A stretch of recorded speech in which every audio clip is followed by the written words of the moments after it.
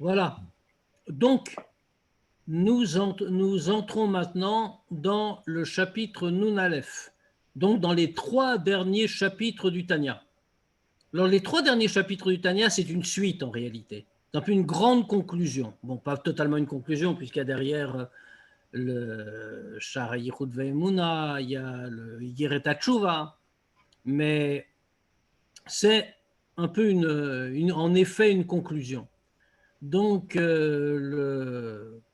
ici, le Hanmour Azaken va revenir sur des points qu'on a déjà vus, mais pour les approfondir, les élargir et nous faire comprendre un peu plus comment fonctionne l'homme. Jusqu'à présent, dans le chapitre Nun, le chapitre 50, nous avons terminé sur cette idée de Ahava. On avait vu ces degrés encore supérieurs de Ahava par rapport à tout ce qu'on avait dit avant, des degrés supérieurs où on a vu l'Ahava Kamayim qui se déverse, très abondante, et puis surtout cette Ahava extraordinaire de Kerash Pe'esh, comme un feu dévorant.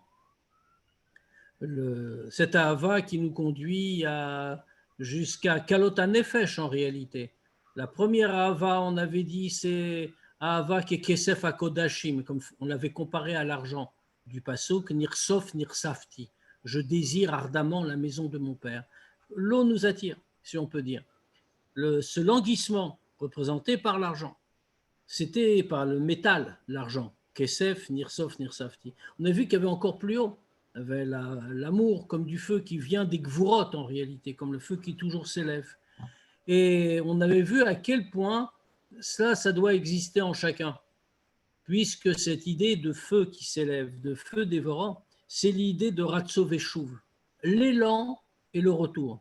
On avait vu que ça doit exister dans chacun, cette volonté de s'élancer vers Dieu, de l'aneshama qui veut sortir, qui veut s'attacher avec Dieu, qui ne veut pas rester dans la prison du corps.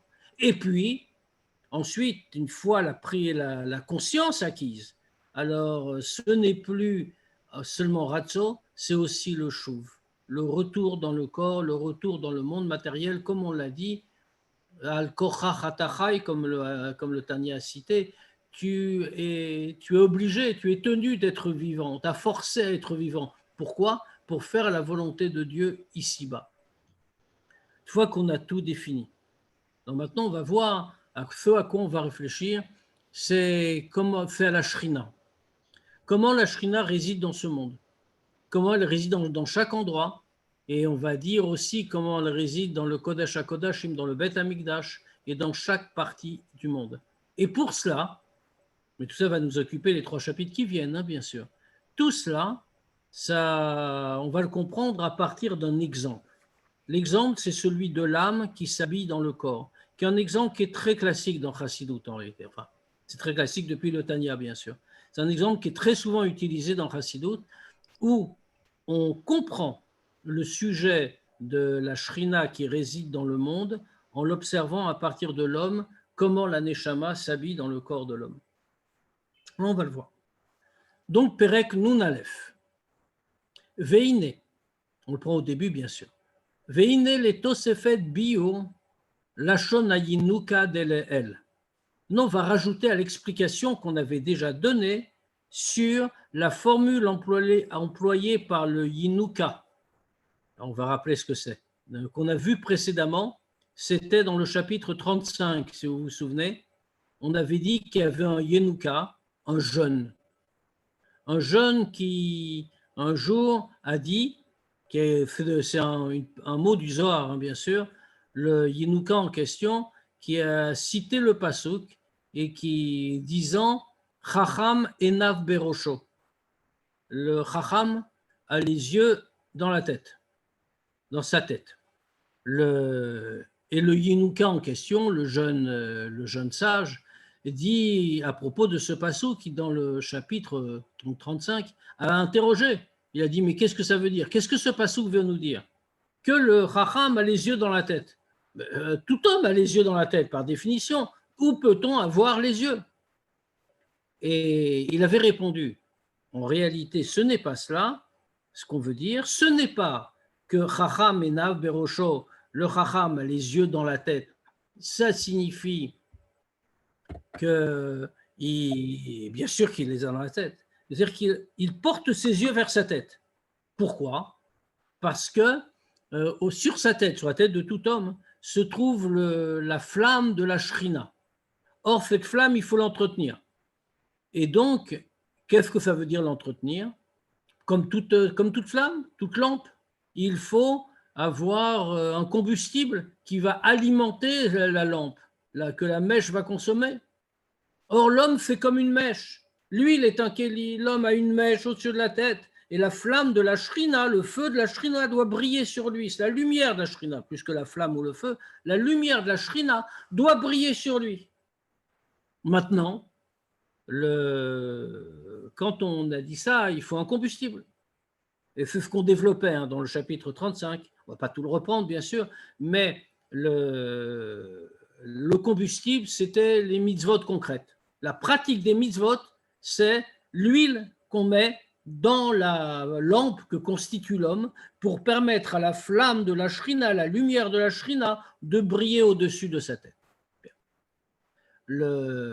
Et comme ça qu'il interprétait d'ailleurs le pasouk qui nous dit « Veshemen al techaser al rochecha » ne diminue pas l'huile sur ta tête. Un pasouk de Shlomo Amelech qui s'exclame ça. Et qu'est-ce qu'il veut dire par là? C'est-à-dire qu'il faut que la lumière s'étende. Il faut que la lumière grandisse, qu'elle existe toujours, la lumière de la Shrina sur chaque juif. Donc, il faut constamment rajouter de l'huile, constamment rajouter des mitzvot concrètes. C'est comme ça qu'on avait interprété. Bien sûr, ça faisait l'objet d'un beaucoup plus long développement du Tanya. Mais juste pour savoir de quoi on parle. Ici, l'Admor HaZaken va approfondir l'explication qu'il a déjà donnée et préciser des choses qui nous manquaient encore, ce qui va nous permettre de comprendre la position de la Shrina dans ce monde et en nous. Donc, Tzarich Lever Trila, pour expliquer davantage ce qu'a dit le Yinuka du chapitre 35, le jeûne du chapitre 35, il faut d'abord expliquer les Avin Ktsat, Inyan Ashrat Ashrina, Shaita Shora Bebeit Kodesh HaKodashim. Il faut d'abord expliquer et comprendre un petit peu le sujet de la révélation, de la résidence, du rayonnement plutôt, de la Shrina, comme elle apparaissait dans le Kodesh HaKodashim, dans le Bet HaMikdash et dans le Kodesh HaKodashim particulièrement. Mais le Admor HaZaken ne va pas s'arrêter là, parce que la Shrina apparaisse dans le Kodesh HaKodashim, bon, bien sûr, c'est le but. La Shrina, le Bet HaMikdash, c'est le lieu de la résidence, de sa résidence, que Dieu a choisi dans ce monde. Donc, bien sûr qu'elle doit apparaître dans le Kodesh HaKodashim. Mais le Admor HaZaken va plus loin. Kol makom ashrat ashrina. Il faut comprendre aussi cela pour tout endroit où la Shrina va demeurer, où elle va rayonner. Pourquoi? Quel est le problème? Parce que ce soit dans le Kodesh HaKodashim, ou que ce soit dans n'importe quel endroit dans le monde où la Shrina va apparaître, on a une vraie interrogation. Ma'inyano, cette résidence de la Shrina, cette révélation de la Shrina, dans tel ou tel endroit, Kodesh HaKodashim même, mais pas seulement Kodesh HaKodashim, même n'importe quel point du monde. Allo, melo kolaretz kevodo, la terre, comme il est dit, la terre est pleine de sa gloire. Et plus encore, velet atar panou mine, il n'y a aucun endroit vide de lui. Comme le Chazout explique beaucoup cela, mais cette phrase-là vient du Harizal. Ça veut dire quoi? Que Dieu est présent partout. Toute la terre est pleine de sa gloire, et non seulement de sa gloire de manière générale, parce que l'idée de gloire est une idée de makif, c'est quelque chose, une lumière qui entoure, ce n'est pas profond. Alors on aurait pu dire ça suffit pas, on veut que la Shrina demeure vraiment. Il dit non, il est écrit, il n'y a aucun endroit vide de lui. C'est-à-dire que Dieu est partout présent. Mais si Dieu est partout présent, que ce soit dans une façon de makif, ou c'est-à-dire une façon de sovev kolamim, qu'on avait déjà abondamment défini, ou que ce soit dans une façon de même aller, qu'il remplit le monde. Mais dans tous les cas, Dieu est partout. Si Dieu est partout, alors qu'est-ce que ça veut dire? Qu'il y a Ashrat, Ashrina, que la Shrina réside dans le Kodesh HaKodashim, où on va préciser dans tel ou tel autre endroit du monde que la Shrina apparaît. Mais il n'y a aucun souci. À la limite même, pourquoi on a un Beth Amikdash? La Shrina est partout. Dans ce cas-là, on n'a besoin de rien. La Shrina est révélée constamment. En plus, ça vient vraiment en complément de ce que nous a dit le Yinuka, puisque le jeune là-bas, il nous a dit que la Shrina est au-dessus de notre tête. Donc si la Shrina est au-dessus de notre tête, mais on n'a besoin de rien d'autre. Pourquoi faut-il avoir regardé dans le Kodesh HaKodashim ou dans tel ou tel autre endroit dans le monde? Donc c'est à tout ça qu'on va réfléchir. Achaïnyan qui dirtive. Mais alors le Admour Azaken, après avoir posé le problème, nous dit de quelle manière on va procéder. Parce que malgré tout, tout ça est très abstrait. Qu'est-ce que ça veut dire que la Shrina réside? Qu'est-ce que ça veut dire que la Shrina demeure? Tout ça est très compliqué à comprendre pour les esprits limités que nous sommes. Achaïnyan qui dirtive ou mipsari echaze eloka. Mais le sujet, c'est comme il est écrit. Et de ma chair, je vais voir la divinité. Je vais voir Dieu. Alors ça, c'est un pasouk qui est même cité dans la Tfila. Avec ma chair, de ma propre chair, je verrai Dieu. Alors, dans le pshat, bien sûr, c'est un sens tout à fait simple. C'est-à-dire que c'est mes yeux de chair qui vont voir Dieu. Quand ma chair va venir, on verra Dieu comme nos ancêtres l'ont vu au moment de Matan Torah. Nous aussi, nous verrons Dieu. Dans Chassidut, et dans Kabbalah d'ailleurs, on explique, on l'utilise d'une manière plus littérale. En regardant ma propre chair, je vais voir Dieu, puisque je ne peux pas comprendre Dieu directement. J'en suis incapable. Je suis une créature limitée. Puisque je suis une créature limitée, je ne peux pas saisir Dieu. Par définition, je ne peux pas le saisir. Alors on me demande de comprendre, et j'ai l'obligation de comprendre, puisqu'il est écrit par ailleurs, Da'et Eloke Avicha, connais, avec toute la force du mot connaître, connais le Dieu de ton Père. Mais comment est-ce que je pourrais connaître quelque chose qui n'est même pas compréhensible, même pas pensable, et totalement abstrait? Par exemple, qu'est-ce que ça veut dire, cette histoire de Shrina? Est-ce que Dieu est dans le Kodesh HaKodashim? Est-ce que Dieu est à tel ou tel endroit? Ou est-ce qu'il est partout à la fois? Et s'il est partout à la fois, pourquoi est-ce que j'ai besoin de préciser qu'il est dans tel ou tel endroit? Alors pour comprendre tout ça, Mipsari Chazeloka, je vais regarder ma propre chair. Autrement dit, la conception, la construction de l'homme, c'est Dieu qui l'a faite. Mais comme on le voit du texte de la Torah, du tout début de Bereshit, Naase Adam Betzalmenu Kidmutenu, comme on a déjà cité, Dieu dit « Faisons l'homme à notre image selon notre forme », ce qui est bien sûr une phrase totalement absurde. Comment Dieu va-t-il faire l'homme selon à son image, selon sa forme, alors qu'il n'a aucune image et aucune forme? À quoi fait-il référence? Chas Shalom de dire qu'on a le même aspect que Dieu. Ça voudrait dire que Dieu est corporel, que Dieu a des limites. On sait très bien que c'est totalement faux. Alors que veut dire ce Naase Adam Betzalmenu Kidmutenu? Qu'est-ce que ça veut dire? Faisons l'homme à notre image, selon notre forme. Alors on explique.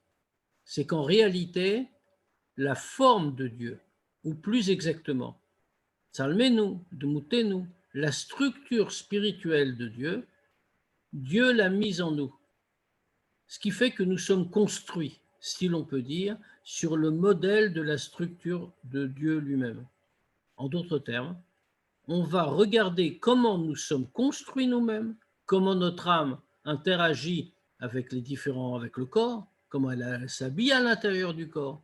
Et ainsi, nous pourrons comprendre comment cela fonctionne également chez Dieu. Donc, on va partir pour une fois, au lieu de partir du haut, Dieu, pour comprendre l'homme en bas, on va partir de l'homme en bas pour comprendre Dieu. On le dit tout de suite. Shekmo shenishmat Adam, imemala kol ramach evare aguf merosho vaad raglo. Que comme la neshama de l'homme remplit tous les 248 membres du corps, depuis la tête jusqu'aux pieds. on voit qu'elle est remplie à égalité. La neshama ne se découpe pas. En fait, tout à fait curieux, bien sûr. Qu'est-ce que ça veut dire? La neshama anime tous les membres. Il faut se rappeler quelques idées simples en réalité pour bien suivre le texte. La neshama est pareille dans tous les membres. On ne peut pas dire qu'il y a une neshama qui est plus liée, par exemple, à la tête ou aux yeux, à ce degré-là.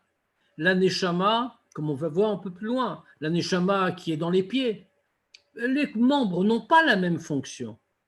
Ils ont besoin d'une vitalité différente. On aurait pu interpréter ça de différentes manières. Il y a une neshama différente. C'est la même neshama, mais qui est différente selon qu'elle c'est dans le corps, dans les pieds ou dans la tête, par exemple. Mais la neshama est quelque chose qui vient de l'essence. Le principe est que l'essence ne se découpe pas en parties. Elle n'est pas divisible. Si elle est divisible, ça n'est pas une essence. Or ici, la neshama est quelque chose de l'essence. Et pourtant, elle anime, elle remplit exactement de la même manière tous les membres du corps, depuis la tête jusqu'aux pieds, sans changement.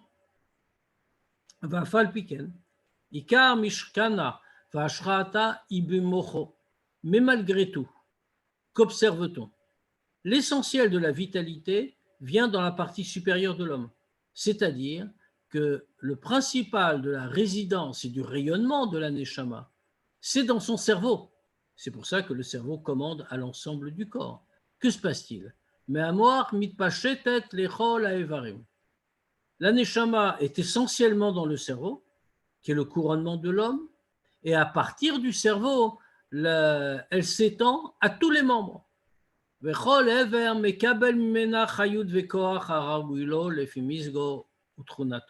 Et en réalité, la neshama, donc, ce qui répond à notre question, parce qu'on s'inquiétait, on se disait, mais attendez, la neshama est une essence.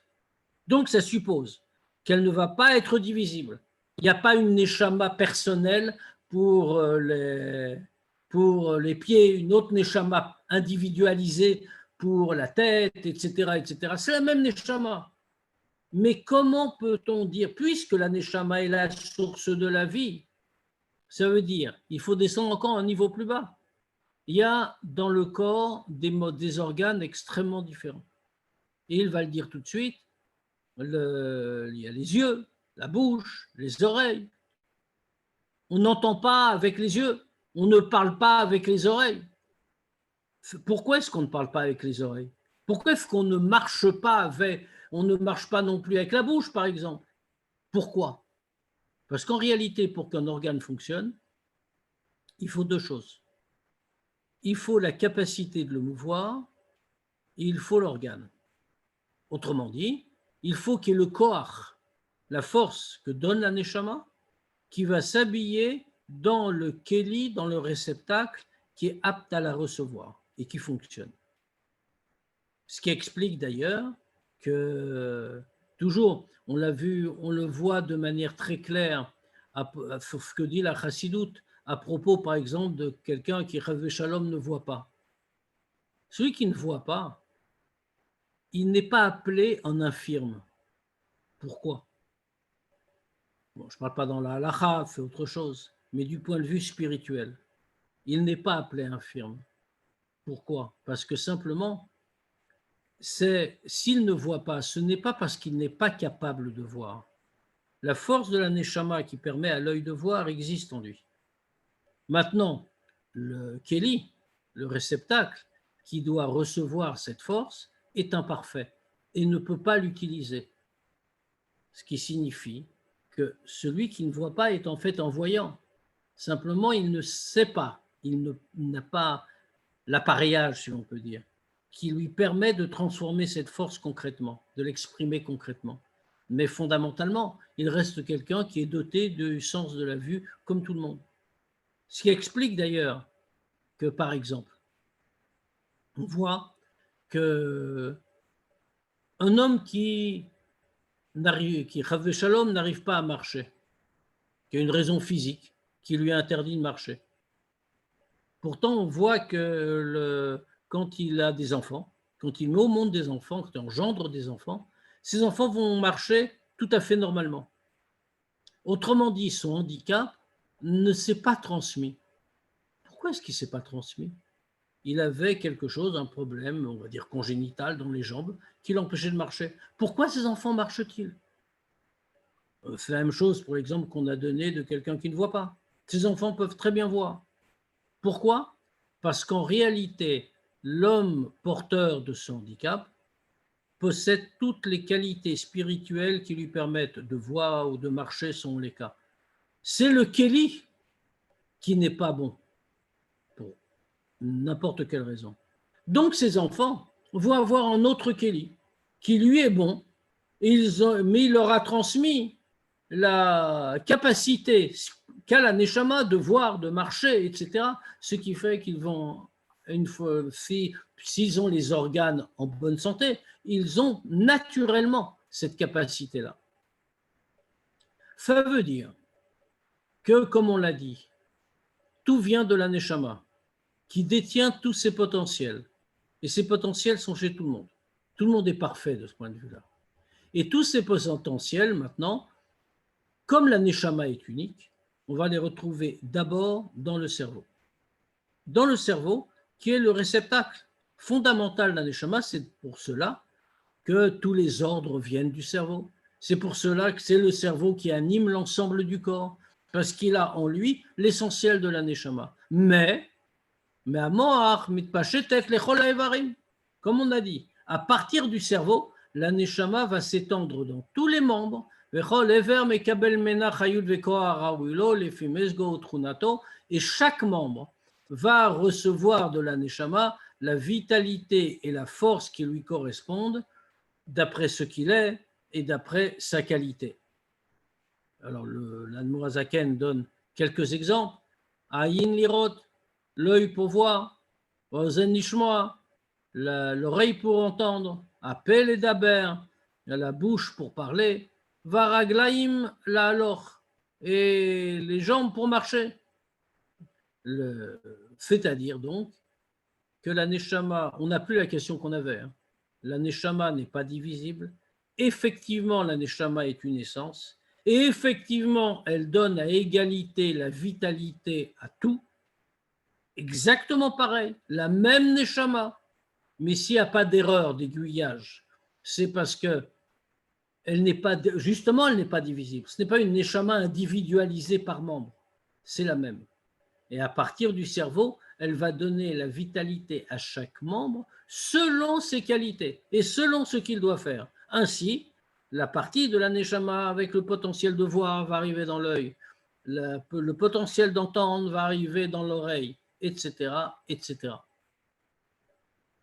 Kanire Barouche, comme on le voit très clairement, là on peut quand même relever ici, avant d'aller plus loin, que le Admour Hazaken a cité quelques membres ici. Enfin, membres au sens du Tanya, bien sûr, pas au sens physique habituel, au sens anatomique, puisque ici, dans la tradition juive, Aïn, l'œil, est un membre en soi. Alors que bien sûr, ce n'est pas le cas en anatomie générale. Donc l'œil, par exemple, il a cité ici l'œil, Aïn lirot, Ozen, l'oreille, Ozen lishma, Pel et Daber, la bouche, et Raglaim, là alors, et les jambes pour marcher. On peut se demander pourquoi le Admour Hazaken choisit ces exemples-là. On aurait pu choisir n'importe quel autre organe du corps en réalité. Mais on remarque ici, le Admour Hazaken se rattache à ce qu'il avait dit au début du Tanya.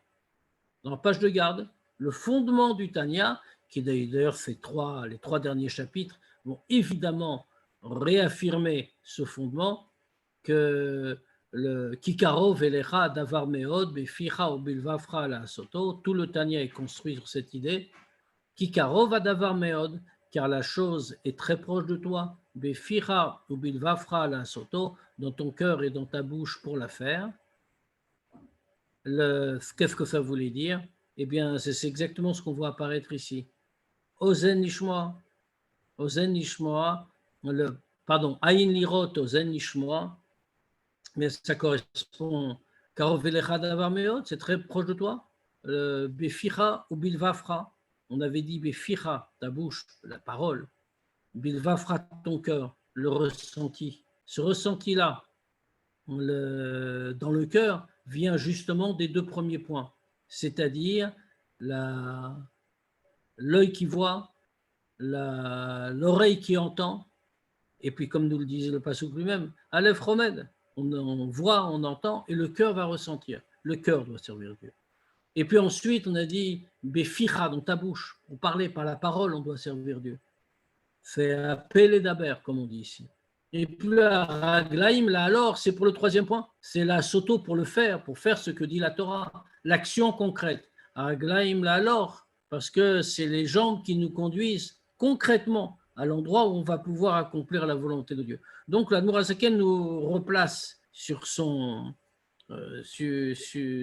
socle, le socle qu'il a établi comme base dans le Tanya. Il y a un commentaire qui dit qu'il y a un seul organe de ce type très spécifique que le Admour Hazaken n'a pas cité, c'est le nez. Pourquoi le nez n'est pas cité dans cette suite? On a parlé de la bouche, des yeux, des oreilles. Pourquoi pas le nez? Et on explique en réalité que le nez est quelque chose qui dépasse tout cela. Ce n'a pas une fonction. Le nez pour respirer, ça n'a pas vraiment de sens. Pour sentir, parce que justement, le nez est attaché davantage à l'essence que tous les autres organes du corps. Pourquoi? Comme on le voit très bien, l'odeur est liée à l'âme. On sait ce que on le voit très bien. Chaque Motzei Shabbat, on a l'habitude, ça fait partie de la Havdalah, on a l'habitude de respirer des bessamim, une bonne odeur, et des clous de girofle, etc. Pourquoi est-ce qu'on va sentir ça? On va sentir cette odeur parce que, comme c'est expliqué, pour réconforter l'âme. La Neshama, pendant le Shabbat, avait une puissance supérieure. C'est la Neshama Yetera de Shabbat, la Neshama en plus. Quand arrive la fin de Shabbat, cette Neshama supplémentaire, ce supplément de Neshama, nous quitte. Et la Neshama se retrouve dans son état précédent. Et la Neshama est donc très, si on peut dire, très abattue, très mélancolique. Elle a perdu quelque chose de merveilleux qui était là pendant le Shabbat. Alors pour la consoler, pour la réconforter, on lui donne à respirer une bonne odeur. Ce qui montre l'importance de l'odeur et de l'odorat en général. Alors, ne l'oublions pas, il est écrit que quand Mashiach viendra, il va juger les hommes pas par leurs actes, pas par ce qu'il pourra constater lui-même ou ce qu'on lui rapportera sur les actes des uns et des autres, mais il jugera les hommes par l'odeur. Parce que comme Mashiach est au degré du raffinement le plus extrême, son odeur est si sensible qu'il va sentir l'odeur spirituelle d'un homme, quoi que ça veuille dire. Ce qui veut dire que l'odeur est attachée avec la Neshama. Et comme c'est comme ça de nature, alors le Admour Hazaken ne le cite pas ici, parce qu'ici on parle de ce que fait la Neshama dans chacun, alors que le nez, lui, est directement, les fonctions du nez sont directement attachées à l'essence de l'âme. Kanere Barouche. Or tout cela, avec toutes les différences qu'il y a entre ces différents organes, tout cela est lié à la Neshama. Comment on le voit? Quelle est la preuve? Kanire Barouche, comme on le voit très concrètement. On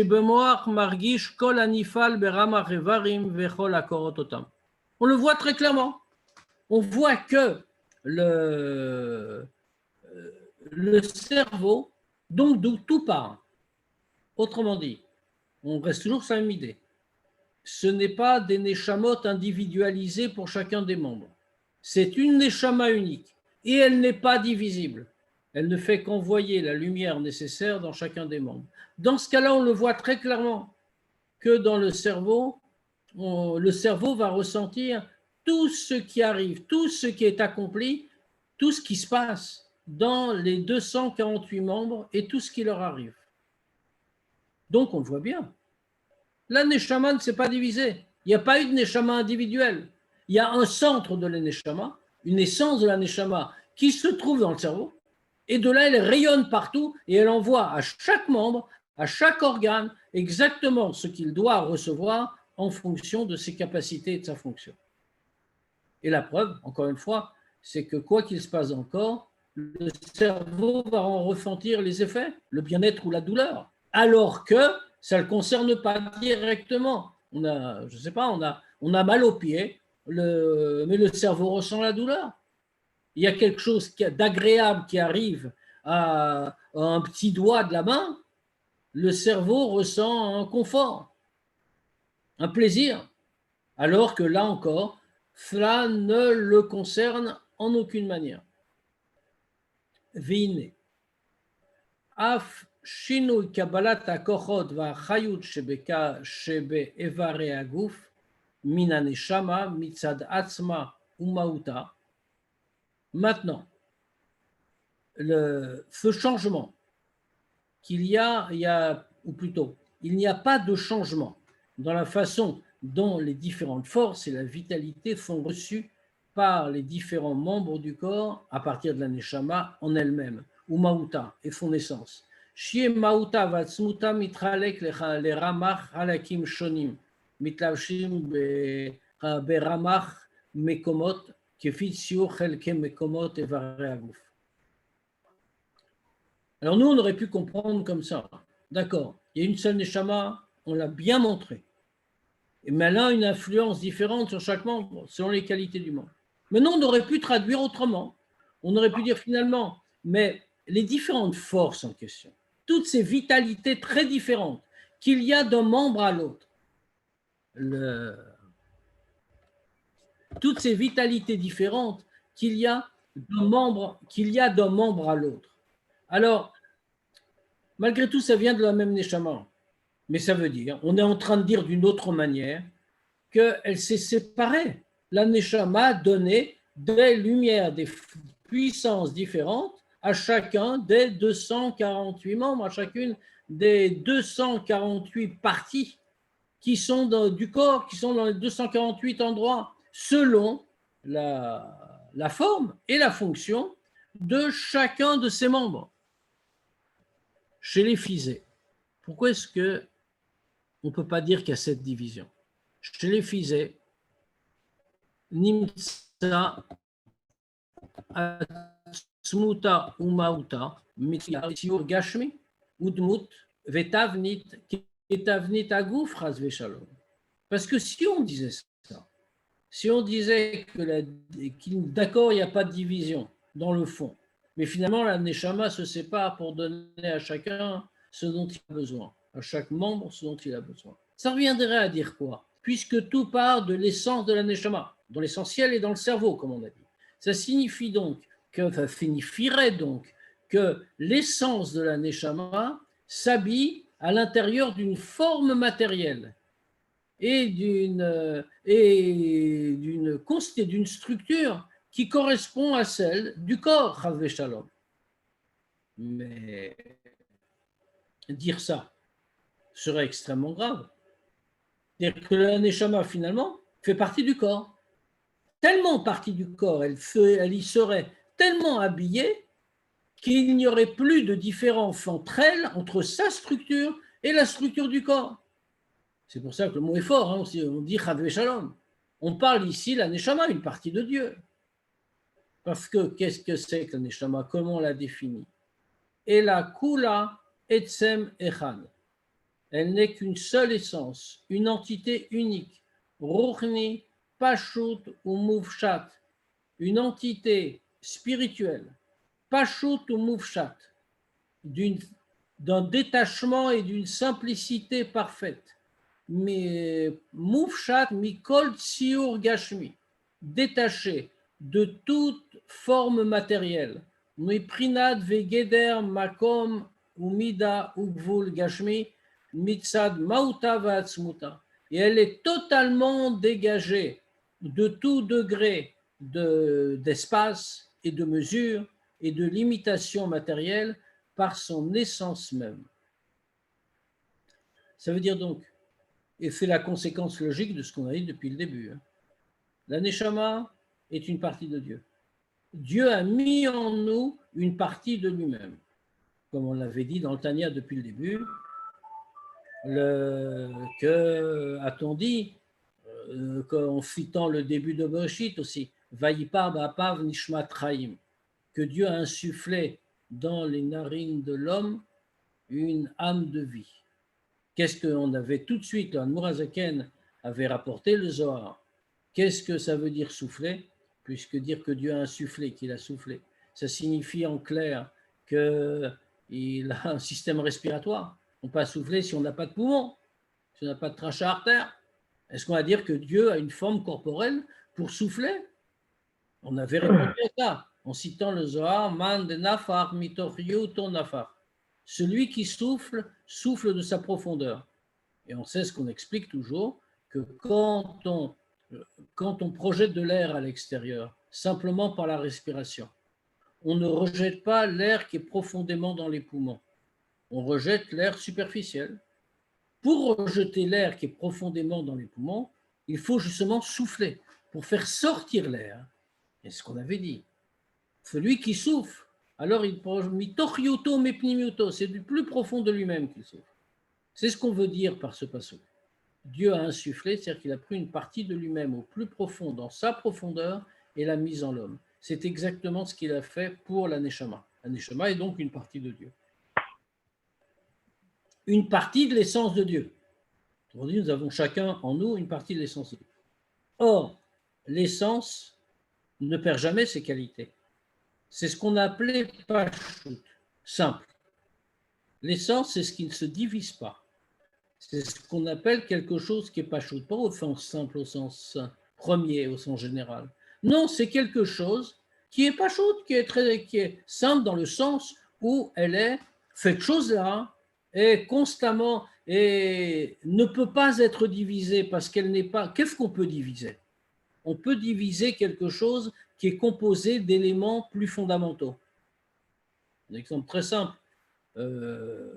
L'eau, c'est, si je me souviens de mes cours, H2O, de l'hydrogène et de l'oxygène, un certain nombre de molécules de l'un et de l'autre.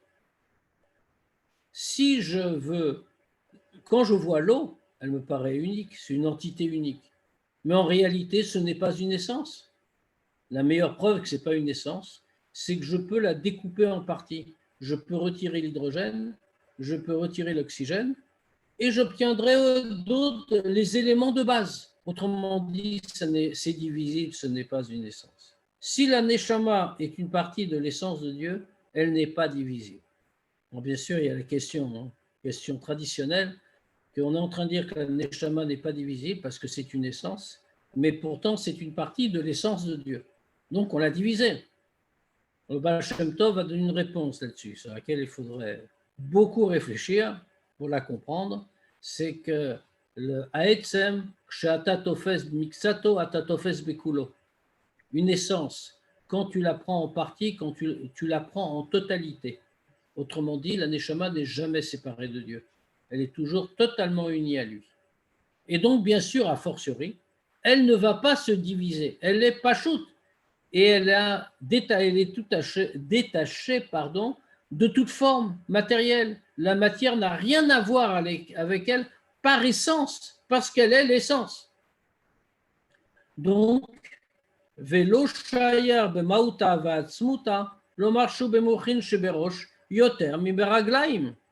Et donc, la conséquence de ça, c'est de dire que la Neshama, puisqu'elle ne se sépare pas, puisqu'elle ne se divise pas, qu'elle est une essence unique, elle ne peut pas être de manière différente dans le cerveau ou dans les pieds. Elle ne peut pas être davantage dans le cerveau, dans la tête, plus que dans les pieds.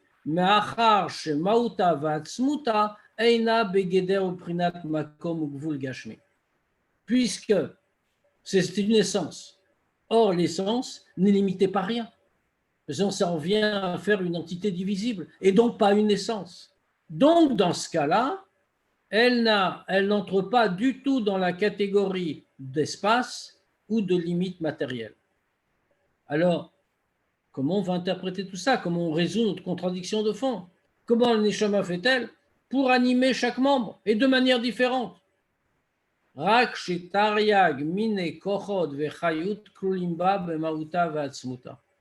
C'est seulement autre chose. Tout ce qu'on vient de dire, ne signifie en aucune manière que la Neshama va diviser son action. Ce n'est pas, on avait déjà exclu le fait de dire qu'il y avait une Neshama spéciale qui va animer les yeux, le nez, la bouche, etc. Non. Maintenant, on est en train d'exclure le deuxième niveau de compréhension possible. Neshama unique avec une lumière différente qui est donnée. Elle se divise selon les organes en fonction de ce qu'ils sont et de ce qu'ils font. Non, ce n'est pas cela, puisqu'on a dit, ça reviendrait à dire qu'elle est plus dans le cerveau qui la reçoit essentiellement que dans les autres membres, puisqu'il y a des membres qui ont moins besoin, manifestement, de vitalité que d'autres. Comment peut-on comparer la vitalité, la grossièreté de la vitalité dont les jambes ont besoin, dont les pieds ont besoin, par rapport à la finesse de la vitalité dont les yeux ou la bouche ont besoin, les yeux pour voir, la bouche pour parler? On dit non, c'est la même, parce que sinon elle s'est habillée dans le corps. Sinon, ça veut dire, qu'elle s'est habillée dans une limite matérielle. Or, elle n'a rien à voir. Alors quoi?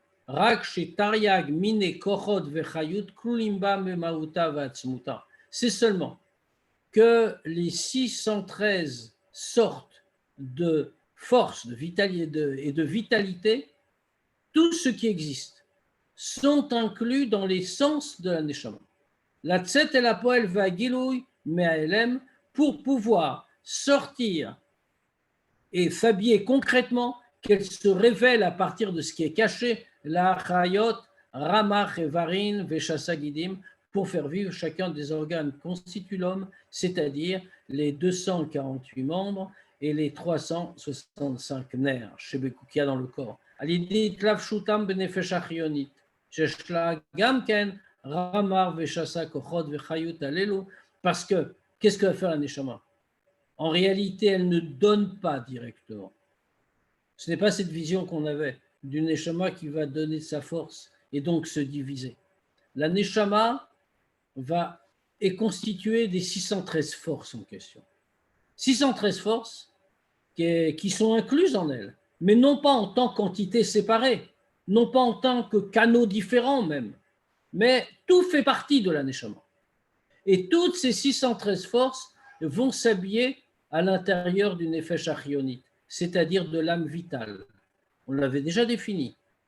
Cet aspect de la Neshama, mais qui est plus bas que le centre, que l'essence de la Neshama, mais c'est ce qui nous permet de vivre. Nefesh Achionite, c'est pour ça qu'on l'appelle comme ça, vitale, l'âme qui nous permet de vivre matériellement, remuer nos membres, parler, faire remuer les lèvres de la bouche, etc., etc. Et donc, la Neshama va s'habiller à l'intérieur du Nefesh Achionite. Et dans le Nefesh Achionite se trouvent également ces 613 forces, c'est-à-dire les 248 membres et les 365 nerfs, non pas matériellement, mais les capacités d'utiliser ces membres, les potentiels, se trouvent dans le Nefesh Achionite. Qu'est-ce qui va se passer? La Neshama anime le Nefesh Achionite. Elle s'habille comme une entité unique, comme une essence, elle s'habille en lui. Et c'est le Nefesh Achionite qui va ensuite donner cette lumière en fonction de ce que lui-même est, puisque lui, le Nefesh Achionite, est habillé vraiment dans les membres du corps, puisque sa fonction, c'est de faire vivre ses membres. Et donc, la Neshama reste unique et peut animer chaque membre du corps. Alors, pourquoi est-ce qu'on dit ça? N'oublions pas, on est toujours dans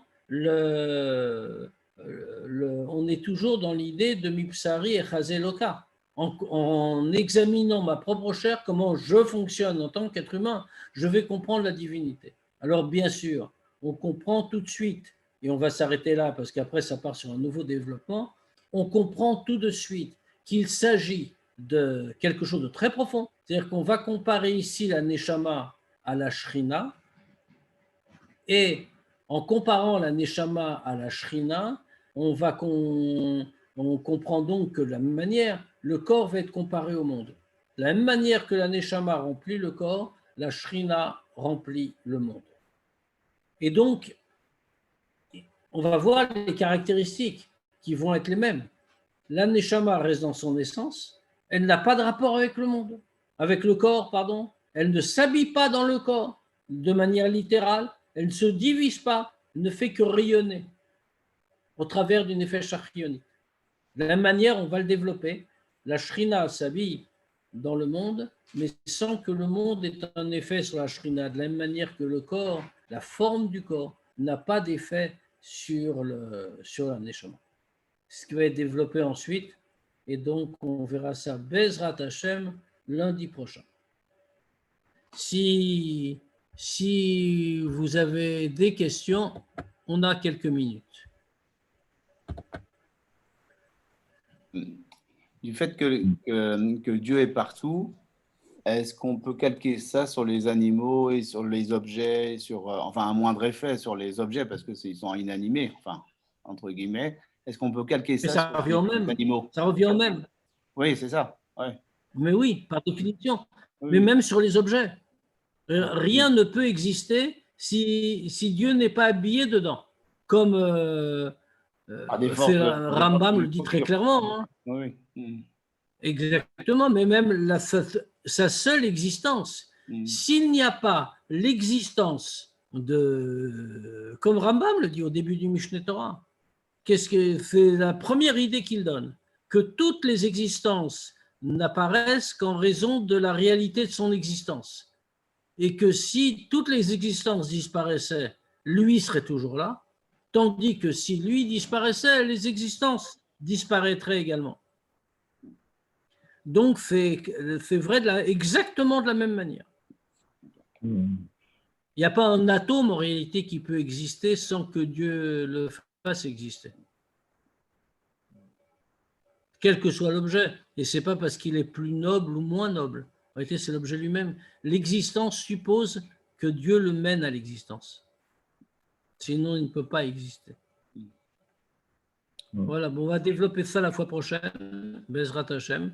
Et si vous le voulez bien sûr, on se revoit jeudi prochain pour la Sikha, que je n'ai pas encore regardé, parce qu'en plus, comme vous pouvez l'imaginer, comme je suis à Béziers, je n'ai pas ma bibliothèque, donc je ne peux pas consulter les Sikhot, mais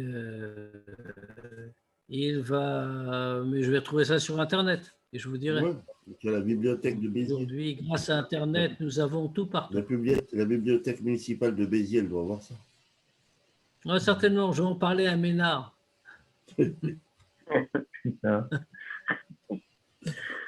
Allez, école tout. Ok. Allez, école tout. Shabbat shalom. Chavez.